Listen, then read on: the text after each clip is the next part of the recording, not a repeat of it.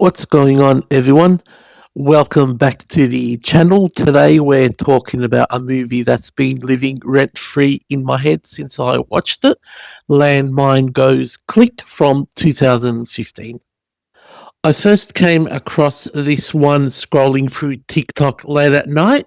The short clips going around were raw, brutal, and seriously disturbing.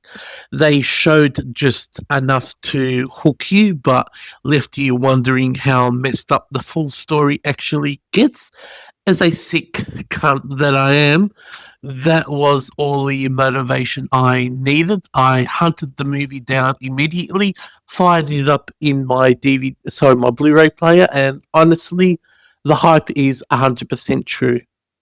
This thing delivers on the tension and doesn't hold back. The film follows an American tourist who accidentally steps on an armed landmine while out in the remote countryside of Georgia, which I think is a part of Russia, with his girlfriend. He's now literally stuck. One wrong move and boom. From that moment, he is forced to stand there completely helpless while his girlfriend is brutally terrorized and assaulted right in front of him by a passerby and his dog. It's an absolutely gut-wrenching setup that creates this constant, unbearable pressure throughout the movie.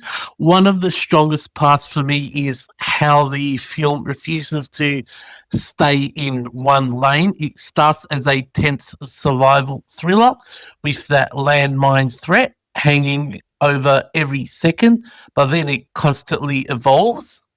You get layers of revenge, psychological warfare, and some seriously dark twists. These scenario switches stop it from feeling like your standard by the numbers thriller. Instead of a straight line from start to finish, it zigzags in ways that keep you invested and guessing.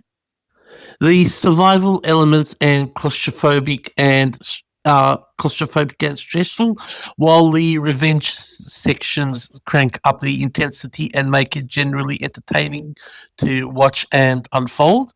The two lead actors are outstanding. You really feel their fear, their desperation, and the emotional toll this nightmare takes on them. I was sitting there the whole time, anxious and fully invested, desperately hoping they'll find some way out of this traumatic experience. Their performances sell the horror of what's happening on a personal level. Now, fair warning, this movie gets extremely disturbing, especially in the last 40 minutes. If you're sensitive to violence and also sexual violence or heavy psychological cruelty, viewer discretion is strongly advised. The film turns bleak as fuck. It's very voyeuristic in the way it forces you to watch these characters suffer, and that revenge sequence near the end is psychologically disturbing on another level. It's not just about physical violence, it digs into the mental breakdown and the cost of vengeance in a way that stuck with me. I also really liked the underlying message of the film. It explores how sometimes you can take revenge too far to the point where it stops being satisfying or justified and starts destroying you instead. It's not preachy, but it lands with real weight after everything that happens. Of course, it's not flawless. There were a couple of things that took me out of the movie experience. Early on, we're introduced to a side character who seems like he might play a bigger role in the film, but he just disappears from the movie with zero explanation. It felt weird and pointless, and they should have left him out entirely to keep the story tighter. Another issue was the actor Dean Guy's performance. For anyone who doesn't know, he was a contestant on Australian Idol back in the mid 2000s. He's a singer, not a trained actor, and unfortunately, it really shows in his film. His delivery felt stiff in some of the more emotional scenes, which was a bit distracting for me. I also had some trouble understanding the main villain. He's got a very thick Russian accent, and there were multiple moments where I had no idea what he was saying.